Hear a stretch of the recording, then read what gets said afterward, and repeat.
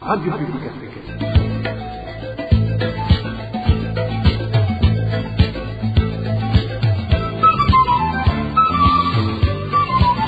Radio Publique Africaine.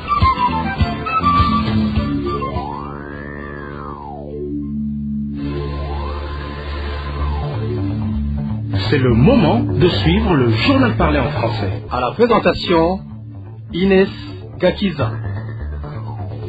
C'est un plaisir de vous retrouver. Bonsoir et bienvenue à cette édition de ce lundi 17 avril 2023. Donc voici le sommaire. Fouille ce lundi au domicile du général Alain-Guillaume Bunyoni, une fouille faite par des policiers et agents de la documentation ainsi que des chiens détecteurs, comme vous l'entendrez tout à l'heure. 17 avril, journée mondiale dédiée aux prisonniers politiques. La campagne tournant la page demande la libération de tous les prisonniers politiques du Burundi. Et enfin, l'Isabou appelle à la non-utilisation des produits agricoles non vérifiés. Des fertilisants liquides qui n'ont pas été vérifiés sont actuellement utilisés. Voilà pour le sommaire. Encore une fois, bonsoir et bienvenue, je viens de vous le dire. Fouille, perquisition ce matin au domicile du général Alain-Guillaume Bunyoni, récemment déchu des fonctions de Premier ministre. La fouille a été menée par des policiers et agents du service national des renseignements. Des sources dignes de foi révèlent qu'ils étaient à la recherche de l'argent caché dans sa maison de Gasekebouye, mais ils n'ont rien trouvé selon les mêmes sources. L'après-midi de ce lundi, ils ont utilisé des chiens détecteurs amenés du palais du président Ndayishimiye. Les policiers sur place ont avoué à la RPA n'être pas habitués à ces chiens détecteurs, normalement utilisés pour détecter des armes et de la drogue.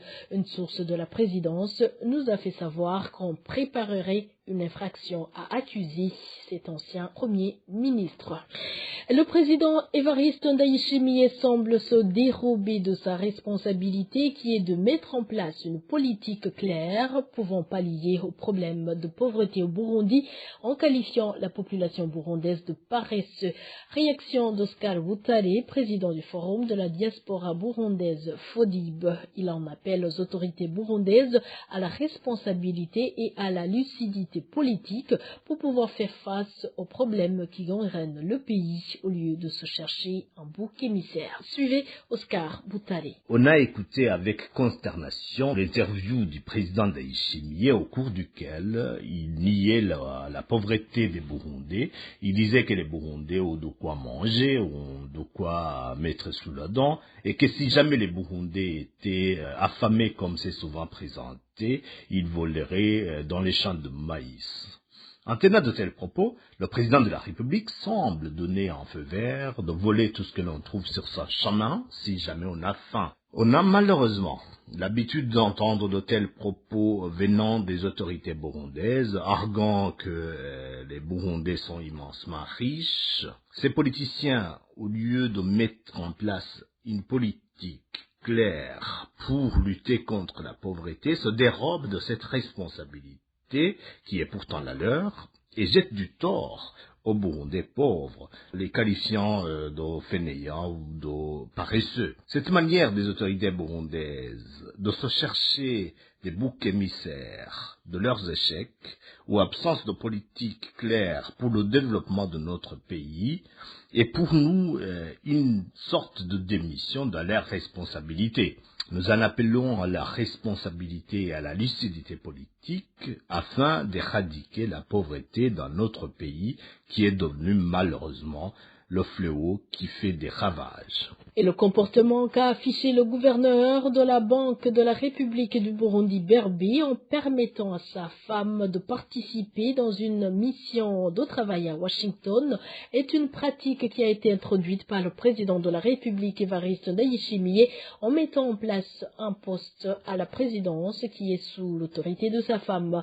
Réaction de Frédéric Bamvuginyumvila, ancien vice-président de la République, après constat que la femme du gouverneur de la Berbi, Dieudonné Moulengla-Noari, a participé dans les activités professionnelles de son mari à Washington. Frédéric Bamvuginyumvila indique en effet qu'il est temps que les personnes plus avisées prennent les rênes pour redresser la situation, car celui qui devait le faire est lui-même responsable de ces dysfonctionnements au sein du gouvernement. C'est une question qui est posée parce que de plus en plus nous voyons des pratiques bizarres au sein du pouvoir CNDD-FDD, et on peut se poser la question d'où ça vient. D'abord, constatons une chose, que ce que fait le gouverneur de la BRB l'emprunte de quelque part. Le président de la République a nommé son épouse à la présidence de la République, en lui accordant certaines activités, des activités qui ont des rapports avec les activités ministérielles, surtout de grands ministères qui engrangent beaucoup d'argent. Je crois que c'est une autre façon de chercher à contrôler cet argent ou de le détourner, au lieu que cet argent aille au ministère,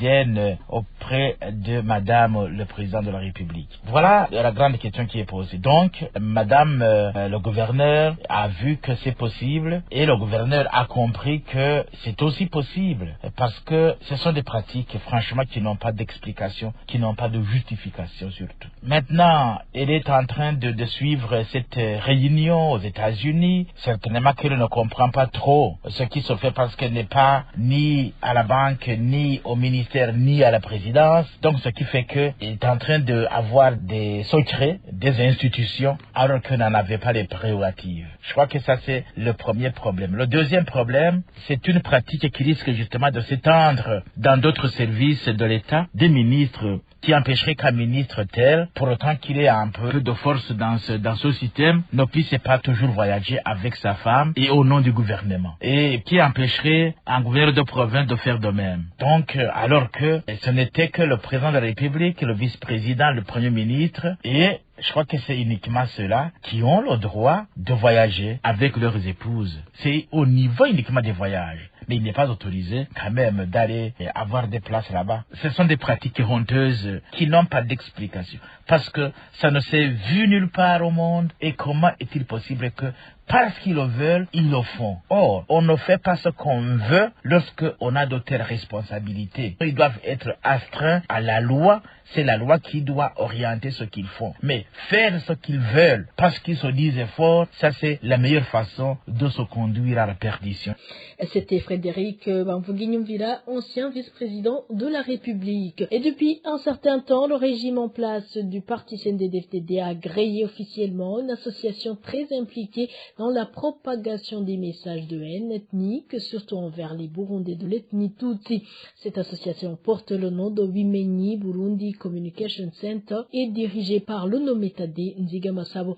Cette haine ethnique se remarque dans des enseignements audio diffusés à travers les réseaux sociaux. Éloge divin Remesha. Chaque autorité employait des Hutus car il savait que personne ne pouvait penser au vol vu que le châtiment était l'exécution. Les seuls Tutsis qui semblaient travailler exécutaient seulement le travail de surveillance, là où les Hutus travaillaient. Dès 1972 jusqu'en 1978, tout Hutu qui n'avait pas fui le pays était devenu un esclave des Tutsis. Cet extrait est tiré des enseignements que l'association Wimenyi Burundi Communication Center diffuse à travers l'émission dénommée en Kirundi Wimenyi Nachobitwaye. Ces productions qui contiennent des messages de haine ethnique, surtout à l'endroit des Tutsis, sont distribuées dans des groupes WhatsApp qui rassemblent beaucoup de membres du parti au pouvoir, le CNDD-FDD. Alors qu'un Hutu travaillait dans sa propre terre, déjà les spoliés, la production allait chez les Tutsis au moment des récoltes. Les Hutus n'obtenaient que des quantités insignifiantes et les Tutsis disaient Mohutu. Je vous le dis, tous les Hutus qui actuellement pensent à cela couler douce dans ce pays sauvé par nos héros, qu'ils se détrompent car ceux qui nous ont malmenés n'ont pas oublié leur modus operandi. L'association Wimenyi Burundi Communication Center a été agréée officiellement en 2020 comme une association dont l'objectif est l'apprentissage de certaines connaissances et métiers aux citoyens dans le but de les aider à se développer. Le représentant légal est le nommé Tade Nzigamasabo et est également l'animateur de l'émission Bimenyé Nature Bitwaye. Certains de nos sources font partie des membres des groupes WhatsApp de diffusion. Ces sources trouvent que les enseignements véhiculés par la dite association ont un objectif précis que personne n'éclaircit pour le moment. Malgré cela, nos sources craignent que si la diffusion de ces enseignements n'est pas arrêtée, le pays peut se trouver dans des violences à caractère ethnique, d'autant plus que l'endoctrinement des membres du parti au pouvoir ne cesse de se remarquer. Dans nos éditions ultérieures, nous allons vous parler de la manière dont ces enseignements n'apprennent pas la haine ethnique envers les Tutsis du Burundi seulement, mais aussi à ceux qui se trouvent au niveau régional et mondial. Je vous l'avais dit au début, 17 avril, c'est la journée internationale des prisonniers politiques. À cette occasion, la campagne Tournons la page des associations des défenseurs des droits de l'homme lance un appel au gouvernement burundais et à la justice burundaise de libérer les prisonniers d'opinion, car non seulement ils sont injustement incarcérés, mais aussi leur emprisonnement ternit l'image du pays. Anita Gateletse, membre de ces associations, appelle également à la cessation de la répression et emprisonnement des opposants et des défenseurs des droits de l'homme. La campagne Tournons la page Burundi, le groupe des associations de droits de l'homme burundaises voudrait l'appeler au gouvernement du Burundi qu'un prisonnier politique est une personne détenue pour son opinion politique, pour sa participation à des activités politiques et pacifiques. La campagne Tournons la page voudrait demander au gouvernement du Burundi de garantir des procès équitables, de libérer les prisonniers d'opinion et défenseurs des droits humains injustement incarcérés. Là, nous pensons aux 5 activistes incarcérés et à la journaliste Floriane Irangabiye. Nous voulons demander aussi de veiller au respect des conditions de détention dignes et humaines, d'arrêter la maltraitance et la torture souvent exercée à l'endroit des prisonniers politiques. Nous demandons aussi au Burundi de cesser la répression à l'endroit de l'opposition et des défenseurs des droits humains, de garantir le respect des droits civils et politiques tels qu'équipés par la Constitution du Burundi et les mécanismes internationaux de protection des droits humains auxquels le Burundi a adhéré.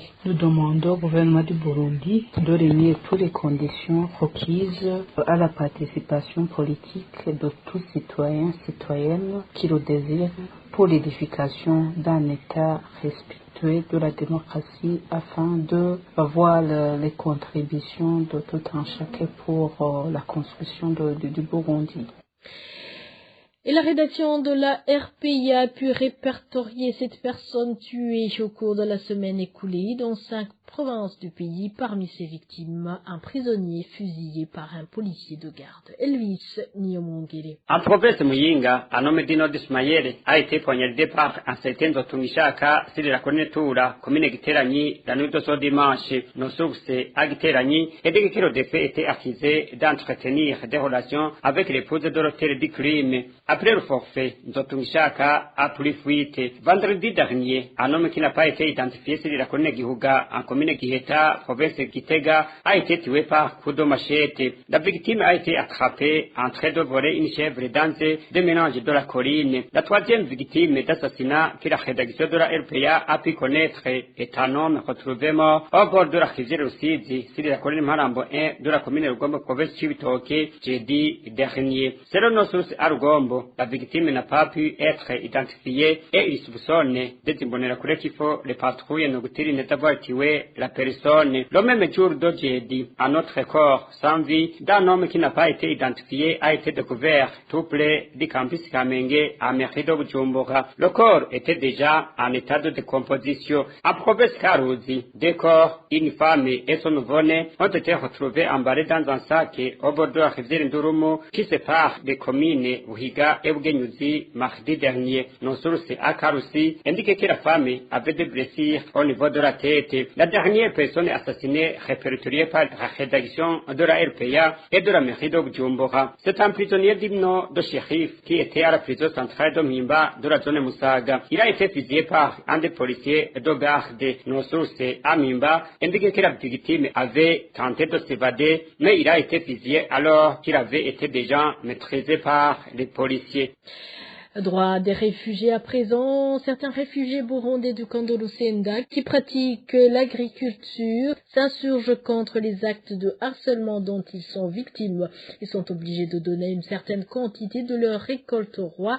L'Omrami de cette localité et une somme d'argent non justifiée sous la pression des combattants Maïmaï. Le point avec Dani Claire, il a de combat. Ce lundi, certains réfugiés burundais de ce camp Lusenda ont fait un sit-in pour la deuxième fois devant les bureaux du comité directeur du camp de Lusenda en RDC. Ces réfugiés qui manifestent leur mécontentement sont des agriculteurs qui sont exigés par des combattants Maïmaï de céder une certaine quantité de leurs récoltes au roi, le Mohamed de cette localité. Et quand ils demandent au roi pourquoi ils sont malmenés et sont contraints de céder une quantité de leurs récoltes alors qu'ils sont obligés de louer les terres qu'ils exploitent, ce dernier s'esquive et laisse les pleins droits à son secrétaire de les rançonner, témoigne l'une de ces réfugiés en sit-in. Je suis venu ici devant les bureaux du comité directeur du camp de Lusenda pour manifester ma colère suite aux actes de maltraitance que nous subissons dans les propriétés agricoles communément appelées éco. Nous sommes menacés par des hommes armés qui agissent sous les ordres du Mnami de cette localité. Lorsque nous lui demandons pourquoi nous sommes traités ainsi, il évite de nous répondre et ordonne à son secrétaire d'enregistrer nos adresses, à savoir les blocs, les parcelles et les villages. En plus de ces exigences de paiement d'une certaine quantité de leurs récoltes, ces réfugiés cultivateurs sont intimidés par les hommes armés lorsqu'ils vaguent à leurs activités champêtres, témoigne une autre réfugiée victime de ces actes d'intimidation. Des hommes armés de fusils s'introduisent souvent dans nos champs pour nous demander si nous avons des documents attestant que nous avons la permission d'exploiter ces terres. Nous leur expliquons que nous avons des contrats d'exploitation avec les propriétaires de ces domaines. Ces réfugiés du camp de Lusenda déplorent également le phénomène de rançon dont ils sont victimes. Ces citoyens congolais nous exigent de payer une somme de 25 000 francs à chaque lopin de terre. Nous, en tant que réfugiés, nous ne pouvons pas trouver cet argent facilement. Ils nous contraignent de donner aussi au roi Lumwami une quantité de notre récolte, un bassin de riz ou de patates douces chacun. Nous constatons qu'ils sont en train de nous exploiter. Cette femme réfugiée fait savoir qu'il est regrettable de constater comment ils sont interdits de récolter ce qu'ils ont semé avec tous leurs efforts. Demain, personne n'aura le droit d'aller récolter nos champs de riz qui sont en train d'être becquetés par des oiseaux. Nous demandons au gouvernement congolais de nous rétablir dans nos droits. Ces réfugiés burundais du camp de Lusenda demandent aussi au gouvernement de la RDC de les protéger et de couper court avec ces actes de violation des droits humains dont ils sont victimes. À ce propos, la rédaction de la RPA a essayé de joindre Didier Numbi, président du comité national en charge aux réfugiés du camp de Lusenda, mais sans y parvenir. RPA. Page santé à présent, les agents de saisie des données lors de la campagne de distribution des moustiquaires imprégnés d'insecticides du mois dernier de septembre demandent qu'on leur donne leur rémunération. Ces agents font savoir les autres qui ont participé dans cette campagne ont été tous rémunérés. Plus de détails avec Eric Nyonzima. Ces agents qui étaient chargés de la saisie des données pendant la campagne de distribution de moustiquaires imprégnés d'insecticides qui s'est déroulée en septembre dernier sont tous des infirmiers. Ils ont fait ce travail pendant 20 jours. Chaque centre de santé publique est agréé, chaque district sanitaire, les bureaux provinciaux de la santé du pays étaient représentés par une personne pour cette campagne. Notre source, un de ces agents de saisie des données, indique que chaque agent réclame une somme de plus de 350 000 francs. La même source fait savoir que les autres qui ont participé dans les activités de cette campagne ont eu les rémunérations rémunération. Et quand ils réclament leur argent auprès de leurs supérieurs au niveau des districts sanitaires, ces derniers leur disent n'avoir pas de réponse à cela. Cette campagne du ministère de la Santé publique et de lutte contre le sida a été faite en partenariat avec le PNID et Caritas Burundi. Ces agents qui étaient chargés de donner chaque jour le rapport sur le dénombrement et la distribution de ces moustiquaires réclamaient leur dû. La rédaction de la RPA n'a pas pu joindre Sylvie Nzeimana, la ministre de la Santé et de lutte contre le sida. Merci Eric Niondima. Les parents et éducateurs de la province Makamba très inquiétés. Les mesures prises par la direction provinciale de l'éducation obligeant les élèves à rester à l'école jusqu'à 20h.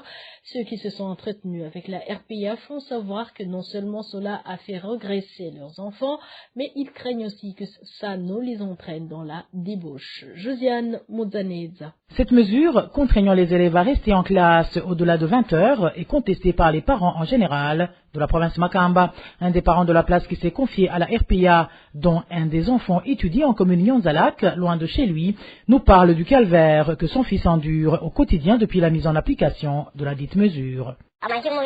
Les écoles situées au chef-lieu sont les plus prisées par les gens qui viennent des coins reculés et les élèves qui viennent de là sont obligés de louer des maisons tout près de leurs écoles. Alors, imaginez-vous un enfant qui part à l'école à 15 heures et qui ne rentre qu'après 20 heures alors qu'il doit préparer lui-même la nourriture. Vous comprenez qu'il va se mettre à table vers 23 heures ou minuit et cela va faire qu'il sera en retard le lendemain pour aller à l'école vu qu'il s'est couché à une heure très avancée de la nuit. Ce manque de sommeil accumulé affecte négativement le rendement de cette catégorie d'élèves, sans toutefois épargner ceux qui vivent chez leurs parents, vu qu'eux aussi rentrent tardivement et n'ont plus le temps de réviser leurs cours correctement. Ce parent de la commune Mabanda témoigne. Moi, par exemple, mon enfant a reculé de 4 places. On se demande quelle sorte de connaissances ces directeurs prétendent dispenser les heures de la nuit uniquement. C'est vraiment insensé. Presque tous les élèves chutaient en notes. À part ces mauvaises notes, les parents s'inquiètent beaucoup de cette situation qui risque d'entraîner leurs enfants dans la débauche, surtout que même les salles de classe dans lesquelles ils sont supposés étudier sont la plupart du temps dépourvues de courant électrique. Ici à Mabanda, je ne dirais pas que c'est un centre développé par rapport aux autres. Et avec les coupures répétitives d'électricité, vous connaissez tout ce qui se passe avec la régie des eaux, comment ils étudient dans le noir, puisque l'établissement ne dispose ni d'un groupe électrogène, ni d'une plaque solaire. C'est vraiment grave. C'est juste que nous n'avons personne pour intercéder pour nous. Ces craintes des parents sont partagées par les enseignants de la place, d'autant plus que durant ces soi-disant études, les élèves sont laissés à eux-mêmes sans aucune surveillance ou encadrement. Un élève ne peut pas rester à l'école sous prétexte qu'il révise ses leçons sans aucune surveillance ou présence d'un encadreur. C'est ça ce qui nous inquiète beaucoup, car les élèves, au lieu d'étudier, s'occupent autrement avec le risque que cela peut entraîner. C'est vraiment très alarmant. Pour le moment, les parents tout comme les enseignants demandent au directeur provincial de l'enseignement à Makamba de suspendre dans les meilleurs délais cette mesure prise il y a de cela 3 ans, et ce, pour le bien des élèves et la tranquillité des parents. À ce propos, la rédaction de la RPA a essayé de joindre Ernest Chiza, directeur provincial de l'éducation à Makamba, mais en vain. Et agriculture pour clore cette édition, l'Isabou alerte les Burundais sur l'usage des produits non contrôlés en agriculture. Le directeur de recherche à l'Isabou parle entre autres des fertilisants liquides utilisés dans certaines localités du pays. Oui, la Kodze explique que ces produits entrent par fraude au pays et ils pourraient être nuisibles à l'homme comme à la nature. Oui, la Kodze, directeur de la recherche à l'Isabou. Et je le dis en tant que directeur de recherche à l'Isabou, ces derniers jours, nous voyons beaucoup d'entreprises de domaine d'affaires qui font entrer illégalement des produits, que ce soit fertilisants, que ce soit des pesticides, même des semences de certaines cultures. Alors, nous recevons aussi beaucoup de questions de la part des agriculteurs qui s'inquiètent des nouveaux produits qu'ils voient, mais où ils n'ont aucun message de la part de la recherche au Burundi ou de la part du ministère de l'Agriculture et de l'Élevage au Burundi. Alors ça, c'est un problème très sérieux et très délicat aussi. Si quelqu'un introduit un intrant comme fertilisant ou comme pesticide ou semence au pays, il y a un risque, premièrement, au niveau de la santé. La santé humaine, animale et aussi environnementale, parce que ce sont des produits qui n'ont pas encore été testés et validés par la recherche, et donc ça peut causer franchement des problèmes sérieux au niveau de la santé. Mais aussi c'est au niveau de la rentabilité économique, parce que par exemple aujourd'hui on est en train de vulgariser les biofertilisants liquides. On ne sait pas si c'est réellement biofertilisant ou si c'est fertilisant uniquement, et on ne sait pas ce qu'il y a là-dedans, on ne sait pas aussi l'impact que ça peut avoir sur l'homme, et sur les animaux ou sur l'environnement. Et donc nous recevons donc des questions de la part des utilisateurs finaux qui sont nos agriculteurs, et nous au niveau de la recherche on n'a pas à répondre parce que ce sont des produits qu'on ne connaît pas. Donc brièvement, ce sont des produits entrés illégalement. Et ces produits entrés illégalement, les gens devraient savoir ceci. Tout ce qui est intrant agricole, comme fertilisant, comme pesticide, mais aussi comme semence, ça peut donner un rendement élevé, mais ce qui compte au final, c'est surtout la qualité. Parce que si on consomme quelque chose, c'est juste pour avoir une santé meilleure. Je voudrais donc arrêter ceux qui ont ce mauvais comportement, de faire introduire illégalement ces produits dans le pays, de le faire, mais surtout d'introduire ces produits en passant par la recherche, et de collaborer avec la recherche comme le SUMO l'a fait, et donc d'attendre les résultats validés par la recherche, juste pour sécuriser les consommateurs, mais aussi les producteurs. Et le directeur de recherche Ali Zabou rappelle les fertilisants approuvés au Burundi. Encore une fois, Willy Irakoze. Au niveau du pays, les fertilisants qui sont déjà connus, et comme tout le monde vous en êtes au courant, il y a des engrais organominéraux fabriqués par les usines FOMI. Donc c'est Bagara, c'est Imbura, c'est Totahaza. Mais aussi nous connaissons les engrais chimiques qu'on utilisait au Burundi avant la venue de l'engrais FOMI. C'est l'engrais comme l'urée qui donne de l'azote. Il y a aussi des DAP qui contiennent le phosphore et un tricassel qui contient le potassium. Alors ça, ce sont les engrais, donc je dirais organominéral ou purement minéral.